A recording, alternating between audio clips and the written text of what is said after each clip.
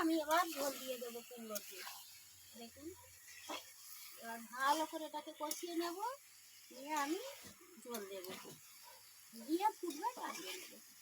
কষা কষা একদম, এটাকে ঝোল রাখলে ভালো লাগে, কষাতে হয়। ঘরের পুঁই শাক, চাষের পুঁই শাক, দেখুন এই দেখুন চাষের পুঁই শাক কি সুন্দর সুগন্ধ করে চাচ্ছে।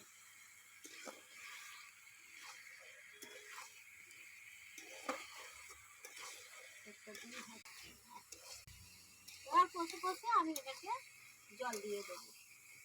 দেখুন কত সুন্দরভাবে কষাচ্ছি, কি সুন্দর সুগন্ধ ছড়িয়ে, ভালো লাগছে দেখতে, দেখতে কত সুন্দর, তাহলে খেতে কত ভালো লাগবে বলুন। কেউ কুমড়ো পুঁই শাক চিংড়ি খেলে আসবেন, আমি খুব সুন্দর করে রান্না করি। এই দেখুন জল ঢালছি, এই জলটা মরে গেলে ফুটে ফুটে তারপরে আমি নামিয়ে নেব।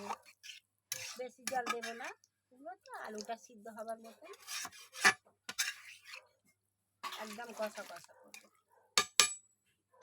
ব্যাস আমার কুমড়ো পুঁই শাক চিংড়ি হয়ে গেল, ব্যাস।